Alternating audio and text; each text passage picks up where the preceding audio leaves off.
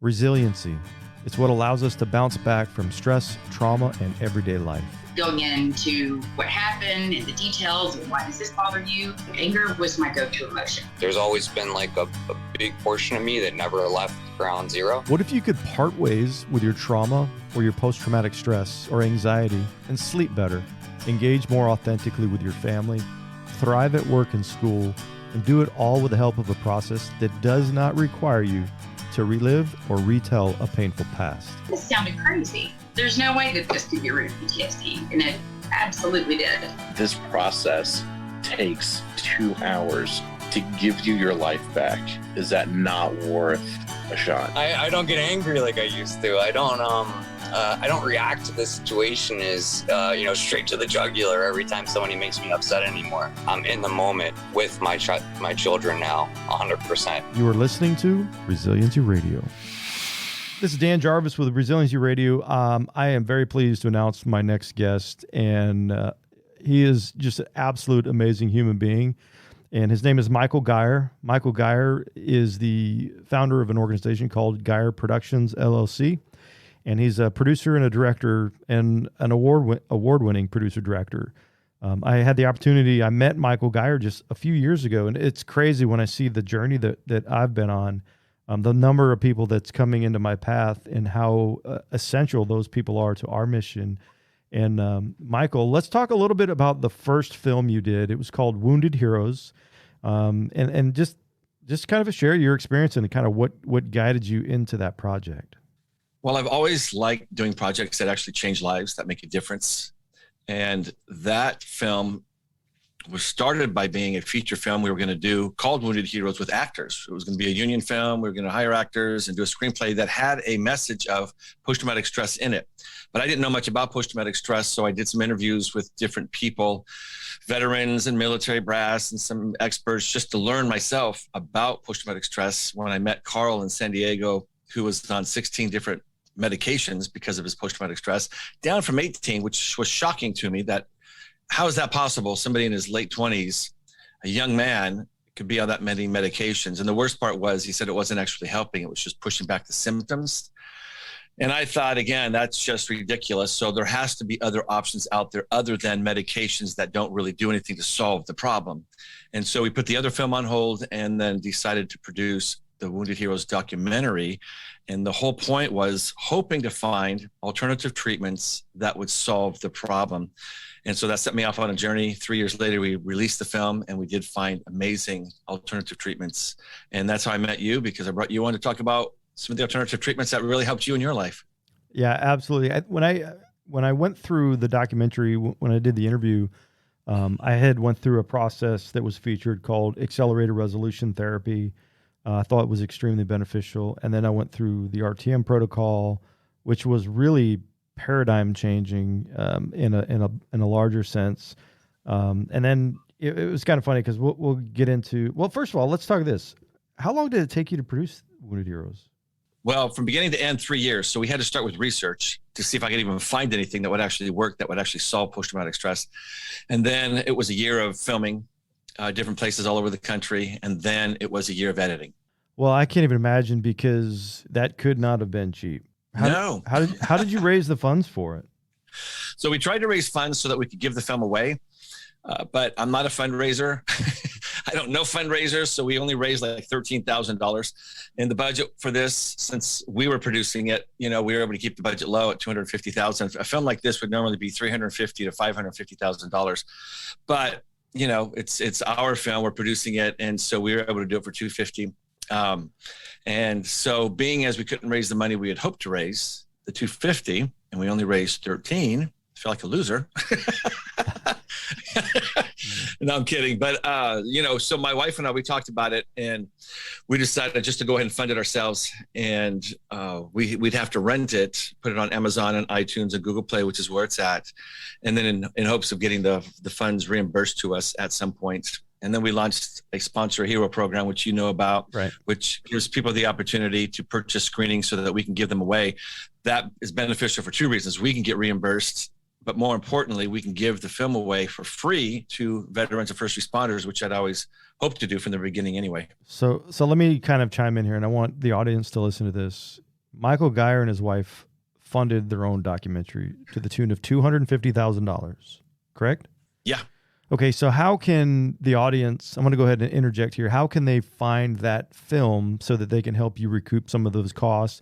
And then how would they also connect with you in order to sponsor a hero and buy film showings for other veterans? It's all on the website, woundedheroesdocumentary.com. It'll have links to all of the different platforms where the film can be rented. And then also Sponsor a Hero, there's a page on the website as well. But the film is, if you go to Amazon and put in Wounded Heroes, you'll find it. iTunes, Google Play. It's on Vudu, Vimeo On Demand, and YouTube Movies. Okay, so there you have it, audience. Go download, buy the video, DVD, whatever you got to do. Help Michael get some of his hard-earned money back. And trust me when I say this, you never know whose life you might save just by changing their belief structure in what they can do as far as PTS. So now that brings us to, let's go July, just a few months ago. I'm going to set this up because I've always wanted to do the film, I always wanted to do a documentary for 22-0. And we always wanted it to be centered around 9/11. And we actually worked with a civilian survivor of 9/11. And when he had such a relief, that's when I was like, hey, let's do this film. And then I called, I think it was like July 9th. And I said, hey, Michael, can we do a documentary called Healing the Heroes of 9/11? And let's go from there. Well, first of all, I got really excited about the name, Healing the Heroes of 9/11. What a beautiful, perfect name. And it just resonated with me. And I'm already a huge fan of TRP and what 22-0 does. And so to do a film that would really promote and show exactly what they do and 9/11 first responders being healed, I was very excited. And I was like, absolutely. When do you need it done? 9/11/2021 in like 2 months. I'm sorry, what?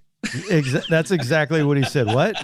You want this done in 2 months? He goes, you have any idea how much work goes into this? And I'm like, no, I don't. But the world that I live in, and I live by this motto, I breathe by it, is ready, fire, aim. I always pull the trigger before I aim at my target. That's just been, but it's kind of fun because it just, the possibilities, you just never know where it's going to land. But all of a sudden, we agreed, we had to fund it. And then in like 2 3 weeks after that conversation, we were already booking flights to go to New York City. And we didn't even have the people to interview yet. So you're talking about aiming before you shoot, Yeah. Didn't do it. I mean, we pulled the trigger first. But lo and behold, tell me how you got everybody for the film to be interviewed. So it was a team effort, working with your team at 22-0 and then all of my contacts. I've got a lot of people I know on LinkedIn. Because of Wounded Heroes, I'm really connected in the veteran and first responder community. So I just put the word out, that we're looking for first responders that are in New York, preferably for the ground zero first responders. And then hoping that they'd be available the week that we had talked about filming. I needed them for, I think it was 3 days. 3 days. Mm-hmm. And so they had to be available those days. And so it was not an easy task finding people who are still in New York, who were there 20 years ago and are available the days that we need them in New York City.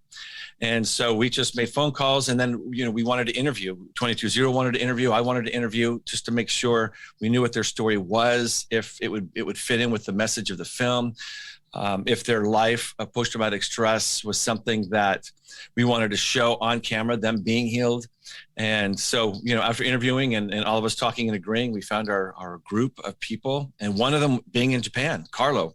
And I don't know how you guys found him, but you found him and he was amazing. Loved talking to Carlo. Yeah, Carlo, we found him through another veteran, a guy named Eric, who was diagnosed with what I guess they call operator syndrome. That's what they call it when they can't fix them. And we got to work with him, and he's healed. He was a Ranger, 5 deployments, 4 years, continuous 4 years with Blackwater, and was even an Alaska State Trooper. He knew this guy. So he's like, hey, this guy's got a great story. And sure enough, holy cow, man. All I can say is the cast that we had, everybody that was in there, every single story was unique and every single story was impactful. And we've already, just to let you know, I think we're up to about 55 people who have reached out as a result of the film.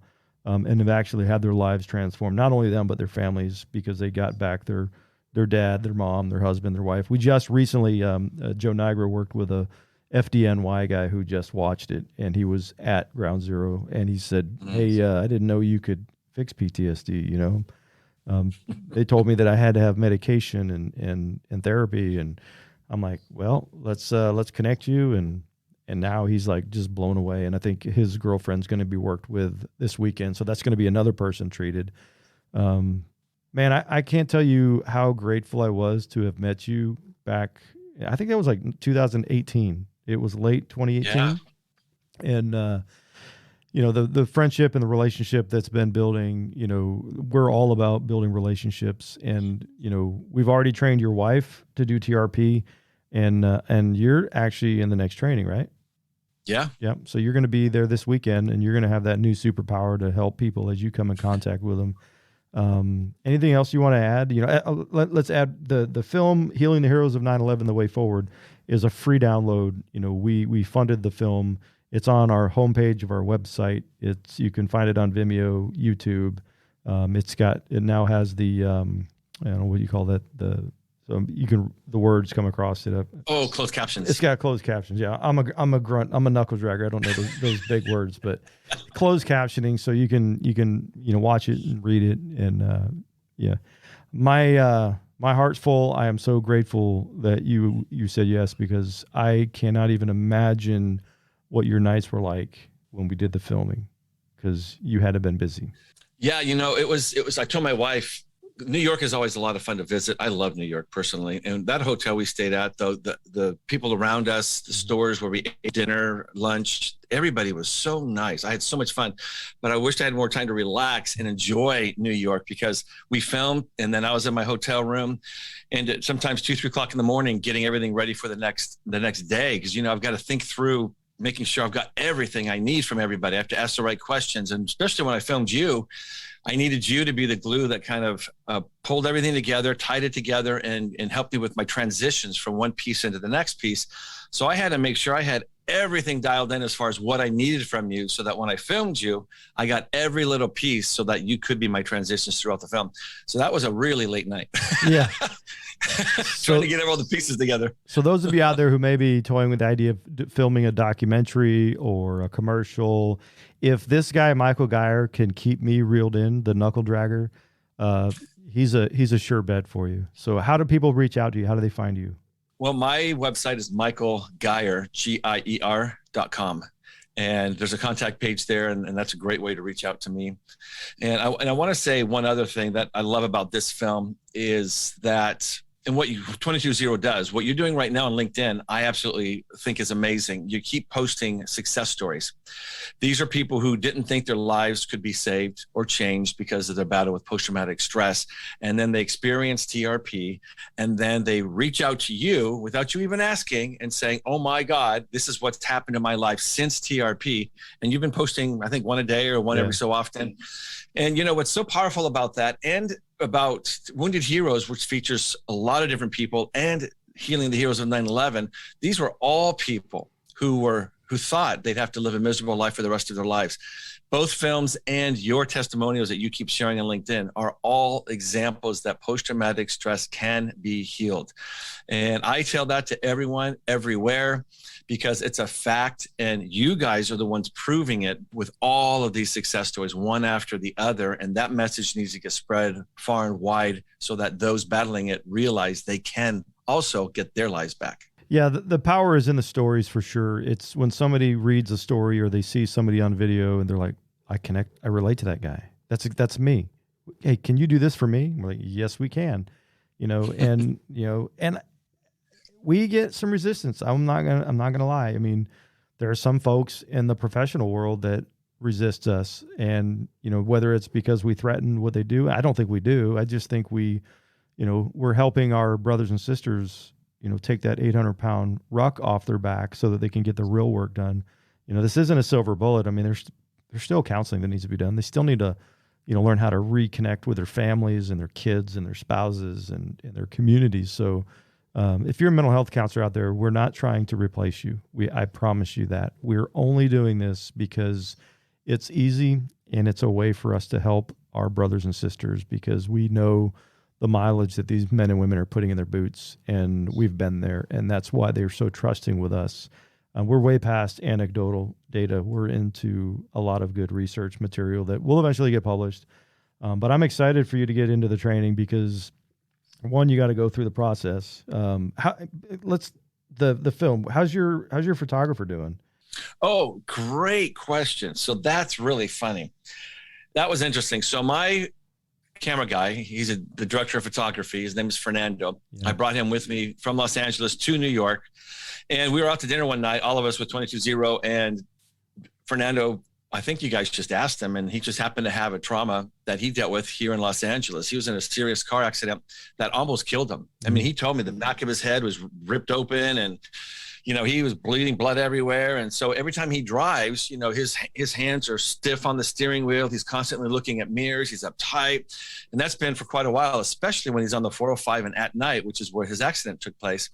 So when 22-0 found out about that, they're like, well, hey, we got to talk. We got something called TRP, which we all knew about, but it's funny. So we're walking to the Empire State Building, and Dan's like, hey, Fernando, let's talk. So as we're walking down the streets of New York, and I think it was like only a 20-minute walk, 25 minutes, you run him through the process. And I'll never forget Fernando's face when we got to the Empire State Building, because I looked at his face and it was sheer shock. And I think confusion is what I saw in his face, because he just couldn't figure out what had just happened, but something had just happened. And so and he's really honest, but he's got to see it to believe it kind of guy, which I think we all are. Yeah. I'm that way too.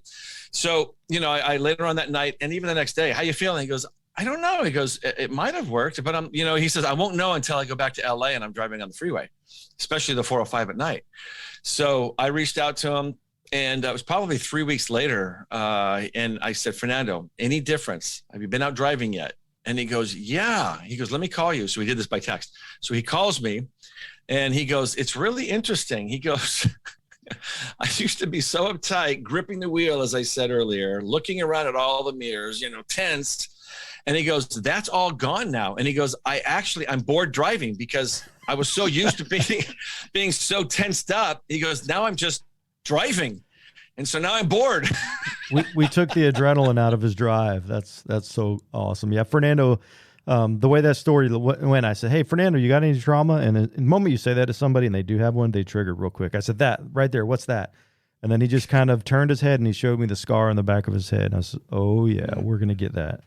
But he didn't believe it. He didn't. And then, 20-minute walk, like literally in New York City with tens of thousands of people around. So, and it was a busy day, and you got, taxi cars, and we're stopping at signals and waiting. I mean, it's not as though he was sitting in a room and just talking to you. Yep. It even worked walking down the busy streets of New York City. That's crazy. That's incredible. So, all right, Michael, thank you for coming on and doing the podcast with us. We're very grateful for all the work that you're doing to help the veteran and first responder communities.